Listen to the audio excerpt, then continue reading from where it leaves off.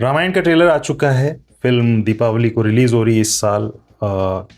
इसके ट्रेलर के आने के बाद बहुत से सवाल सोशल मीडिया पे उठ रहे हैं, लोगों के दिलों में उठ रहे हैं। ऐसे ही 10 सवालों के जवाब देने का प्रयास मैं करता हूँ। पहला सवाल, कैसा लगा ट्रेलर? ट्रेलर ख़राब नहीं लगा, यहाँ से शुरू करते हैं। कुछ जगहों पे अच्छा लगा, कुछ जगहों पे जेनरिक लगा, कुछ जगहों पे ख़राब लगा। ऑल एंड ऑल डिसेंट लगा। इसको एक चांस दिया जा सकता है।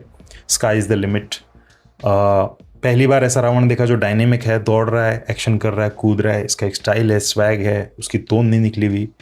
पहली बार एक ऐसी मंत्रा देखी जो बदसूरत नहीं है, सिर्फ बदसीरत है। स्वयंवर का धनुष तोड़ने का जो दृश्य है राम का, उसके बैकग्राउंड में जो इमारतें उन्होंने नेपाल की याद दिलाई। अक्सर ऐसा फिल्मों में मैंने कम ही देखा है कि जनकपुर को सही प्लेस किया गया हो आर्किटेक्चर और बिल्डिंग्स के लिहाज से। ऐसी कई सारी चीज़ें हैं। राम है वो थोड़ा नए कलेवर वाला है, थोड़ा नए तौर तरीके वाला है। कहानी के अंदर कई ऐसी चीज़ें बताने की कोशिश हो सकती है जो पिछली रामायणों में हमने नहीं देखी है। ये इसकी खास बातें हैं। वीएफएक्स के मामले में थोड़ी दिक्कत हो सकती है। दूसरा सवाल, इंटेंशन क्या है फिल्म का? इंटेंशन है ग्लोबल ऑडियंस के बीच में इस कहानी को लेके जाना, जिसको वो कहती है आर ट्रूथ आर हिस्ट्री। इसको माइथोलॉजी फिल्म नहीं कहती, अपनी हिस्ट्री कहती है। ग्लोबल ऑडियंसेस के बीच में इस ब्रांड को वो लेके जाना चाहती है। इसीलिए मेहनत प्रयास किए जा रहे हैं। बच्चे और टीनेजर्स और ग्लोबल ऑडियंसेस के लिए मेजरली ये फिल्म मानी जा सकती है। बाकी लोगों ने रामायण तो देखी है कई बार। इसीलिए आप पाएंगे कि लॉर्ड ऑफ द रिंग्स जो फिल्म सीरीज़ थी, उसकी तर्ज पे इस फिल्म में राम जो असुरों से संग्राम करते हैं, उसमें असुरों के जो काया है, पैर आपको मुड़े हुए मिलेंगे उनके। ऐसे पैर Lord of the rings series के जो अजीबोगरीब शैतान होते हैं, उनके पैर ऐसे थे। और कई चीज़ें थी जो आप वहाँ से ट्रेस कर सकते हैं। ये सिर्फ शुरुआत है, ऐसा लगता है। ये पहली रामायण है जो ग्लोबल लेवल पे लाई जा रही है। इसके बाद और लोगों के इंटरप्रिटेशंस और ज़्यादा इंटरेस्टिंग और मुकम्मल रामायणें भी आ सकती हैं, ऐसा प्रिज्यूम किया जा सकता है। तीसरा सवाल, वीएफएक्स कैसे हैं? ये एक बोन ऑफ कंटेंशन है कई लोगों के बीच में। देवासुर संग्राम का जो दृश्य है, ऐरावत हाथी जो पंखों के साथ उड़ता है, वो दृश्य है। और जटायु का जो दृश्य है, इसके वीएफएक्स बहुत अच्छे हैं। रावण खड़ा होकर नीचे अपनी प्रजा को संबोधित कर रहा है, उसके वीएफएक्स खराब हैं। ऐसे ही कई और सीन हैं जिसमें बैकग्राउंड्स में वीएफएक्स का इस्तेमाल किया गया, वहाँ लाइटिंग और वीएफएक्स मिलके ख़राब प्रभाव पैदा करते हैं। लेकिन एक बात ये हो सकती है कि दीपावली तक फिल्म आनी है, उससे पहले वीएफएक्स में बड़ा मेजर बदलाव आ सकता है, मेजर रिफाइनमेंट आ सकता है। कारण ये है कि इस फिल्म के जो वीएफएक्स है, ये इसकी यूएसपी बताई जा रही है। डीनेक कंपनी ने इसके वीएफएक्स बनाए। डीनेक कंपनी के मालिक नमित मल्होत्रा है। नमित मल्होत्रा इस फिल्म के प्रोड्यूसर है। बेसिकली फिल्म का जो आधार है, इसको बनाया जा रहा था, तो उसके पीछे का एक्साइटमेंट वीएफएक्स ही था। और ये डीनेक वही कंपनी जो 8 ऑस्कर जीत चुकी है। पिछले साल ड्यून पार्ट 2 के लिए ऑस्कर जीता था।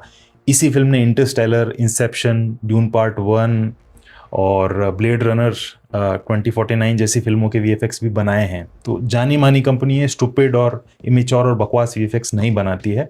तो देखना होगा कि ये क्या करते हैं। अगर फिल्म का जो फाइनल कट आता है उसमें भी ऐसे ही वीएफएक्स मिलते हैं, तो फिर वो एक स्कैम हो जाएगा आपके साथ। चौथा सवाल, शूर्पणखा सीता से ज़्यादा सुंदर है, सीता इतनी सुंदर क्यों नहीं है? आप शूर्पणखा के रोल में रकुलप्रीत सिंह को देखते हैं और आप थोड़ा सा उनको सेंशुअस पाते हैं, जो राम पे रिझी हुई है, और वो बहुत सुंदर और यौवन से भर के राम के पास आती ताकि अट्रैक्ट कर सके। तो उसका जो कैरेक्टर का एजेंडा है वो है वासना, कामेच्छा और यौवन। ये उसका ब्रीफ ही, इस नाते वो कैरेक्टर उस तरीके से आपको नज़र आता है, आपको वो डिज़ायरेबल लगता है। सीता का कैरेक्टर, उसका पर्पस डिज़ायरेबल लगना नहीं है, उसका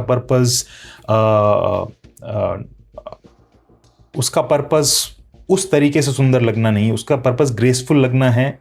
और अल्टीमेटली फिर माता सीता के लोग उसको संबोधित करते हैं। तो इस नाते वो कैरेक्टर अपने ट्रैक पे सही है। वो थोड़ा डीग्लैम आपको जो लग रहा है, वो बेसिकली एक किस्म की ग्रेस है, उसके नाते उस किरदार को ऐसा किया गया। तो इस डिबेट में कोई बहुत दम नहीं है कि रकुल सुंदर है और सीता सुंदर नहीं। सीता सुंदर है, लेकिन उसकी सुंदरता की डिफिनीशन कुछ और है। पांचवा सवाल, हनुमान क्यों नहीं दिखे ट्रेलर में?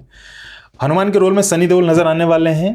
हनुमान इसलिए नहीं दिखे क्योंकि ये पार्ट 1 है रामायण का। पार्ट 1 की कहानी माना जा रहा है कि सीता के अपहरण और जटायु के राम से मिलने और राम को बताने तक शायद खत्म हो जाने वाली है। पार्ट 2 से दूसरी कहानी स्टार्ट होगी, यानी हनुमान का जो कैरेक्टर आता है वो पार्ट 2 में आएगा।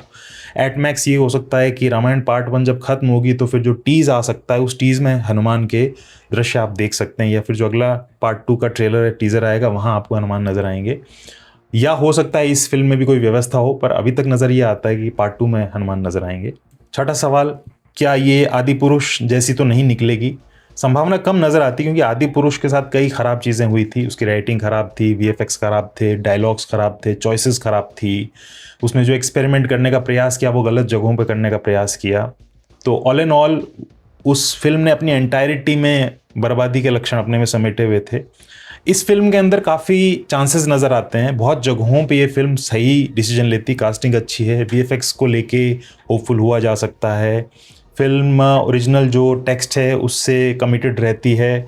फिल्म ने जिस प्रकार रावण की बैक स्टोरी बनाई है और जहाँ से फिल्म को शुरू किया है वो कम रामायण में होता है, तो वो भी एक यूनिक चीज़ है। तो ये आदि पुरुष तो बिल्कुल नहीं होने वाली है। कुछ चीज़ों की आलोचना ज़रूर हो सकती है, अदरवाइज ये फिल्म होप से भरी हुई लगती है। सातवां सवाल, रणबीर कपूर में राम का ऑरा है क्या?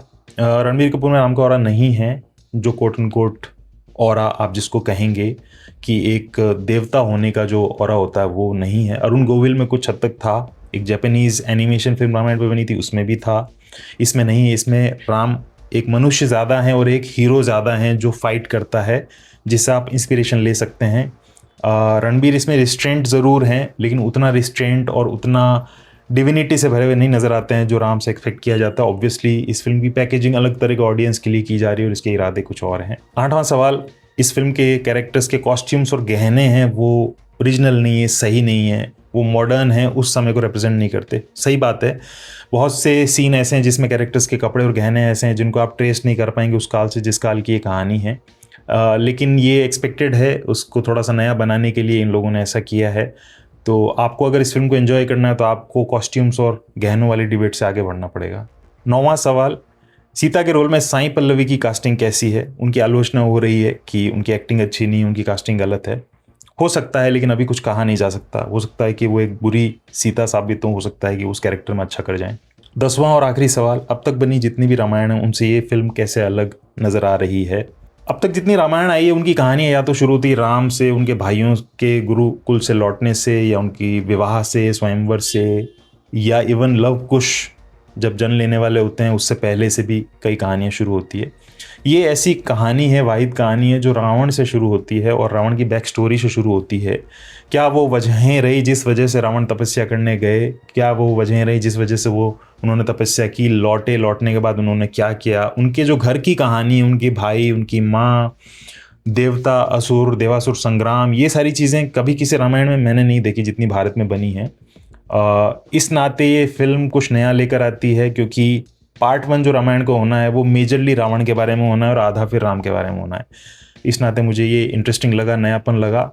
एक बात ये भी है कि ट्रेलर के अंदर बहुत सारी चीज़ें दिखाई गई लेकिन बहुत सारी चीज़ें छुपाई गई है, तो अभी कुछ कहा नहीं जा सकता है कि क्या क्या इंटरेस्टिंग एनेक्डोट्स और वो स्टोरीज़ भी ये समेटे हैं जो कभी किसी रामायण ने शायद नहीं दिखाई है।